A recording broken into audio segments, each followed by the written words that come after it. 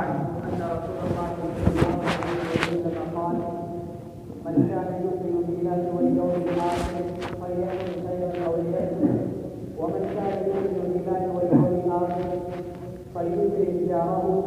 ومن كان يؤمن بالله واليوم الآخر فليكرم ضيفه. متفق عليه. حاضرین مسجد،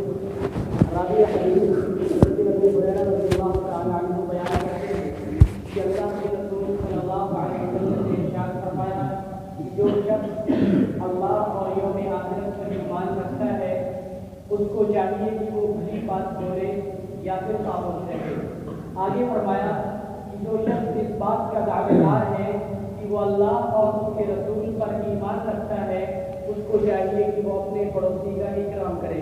اسی طریقے سے آگے حدیث کا ٹکڑا ہے کہ اللہ کے رسول صلی اللہ علیہ وسلم نے فرمایا جس کا اعتقاد یہ ہے کہ اللہ رب العالمین ایک ہے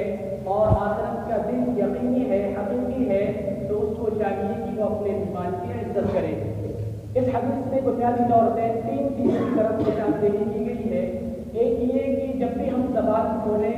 تو اچھی بات کے لیے کھولیں، بھلی بات کہیں۔ کہیں ایسا نہ ہو کہ ہم اپنی زبان سے دوسرے کو تکلیف پہنچائیں، کہیں ایسا نہ ہو کہ ہمارا یہ زبان کھولنا ہمارے لیے باعث ہلاکت و تباہی بن جائے، کہیں ایسا نہ ہو کہ یہ زبان جس کو ہم ایک چھوٹا سا حقیق ٹکڑا سمجھتے ہیں یہی ہمارے لیے وبال جان بن جائے۔ تو جب بھی اپنی زبان کھولیں اچھی بات کے لیے کھولیں، کسی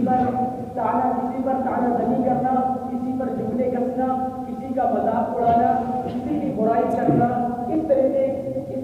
دوسری تمام چیزیں جن کی قباحت و شرعیت کے اندر وارد ہوئی ہے ان تمام چیزوں کے لیے اپنی زبان ہرگز نہ کھولیں۔ اسی طریقے سے ایک بات فلیقل خیرا أو ليصمت سے یہ بھی معلوم ہوتی ہے کہ اگر کوئی شخص ہم سے اگر مشورہ چاہتا ہے، کوئی اچھی چیز معلوم کرنا چاہتا ہے تو ہم اگر اس کو اچھی بات بتا سکتے ہیں تبھی کچھ بولیں ورنہ خاموش رہیں۔ اسی طرح سے اس ٹکڑے سے ابن عثیمین رحمۃ اللہ علیہ نے ایک مسئلہ مستحب کیا ہے، وہ یہ کہ فلیفعل خیرا أو ليترك، یعنی اگر کسی کو کوئی کام کرنا ہے تو وہ اچھا کام کرے یا تو اس کام کو پھر نہ کرے۔ اسی طریقے سے اس حدیث سے ہم کو یہ بھی پتہ چلتا ہے کہ اگر کوئی شخص اپنے آپ کو مومن کہلاتا ہے تو اس کی ذمہ داری ہے، اس کے اوپر واجب ہے کہ وہ اپنے پڑوسی کا اکرام کرے، اپنے پڑوسی کا خیال رکھے۔ پڑوسی چاہے مسلمان ہو یا کافر، اس سے مطلب نہیں ہے، پڑوسی ہے۔ آپ کا جو بھی پڑوسی ہو اگر وہ آپ کے ساتھ اچھا سلوک نہیں کرتا تب بھی آپ کی ذمہ داری ہے کہ آپ اس کے ساتھ اچھا سلوک کریں، اکرام سے پیش آئیں، اس کا احترام کریں، پریشانیوں میں اس کا ساتھ دیں، مصیبتوں میں اس کا سہارا بنیں۔ اسی طریقے سے حدیث کی آخری ٹکڑے سے ہم کو اس بات کی رہنمائی ملتی ہے کہ شریعت کے اندر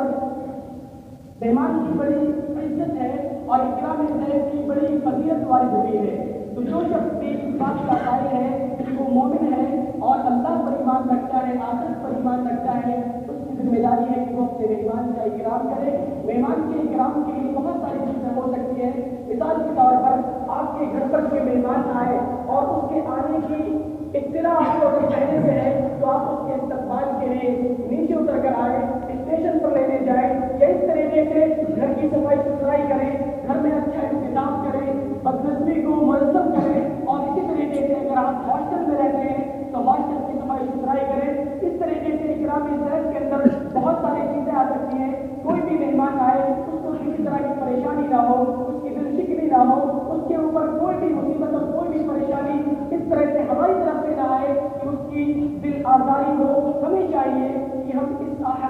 حدیث کے جملہ تمام معانی پر غور و فکر کریں اور جو چیزیں اس حدیث کے اندر وارد ہوئی ہیں اس کی طرف توجہ دیں۔ اللہ رب العالمین سے دعا ہے کہ اللہ رب العالمین ہمیں اپنی زبان کی حفاظت کرنے، اکرام ضیف کا پابند کرنے اور پڑوسی کے ساتھ سلوک کرنے کی توفیق عطا فرمائے۔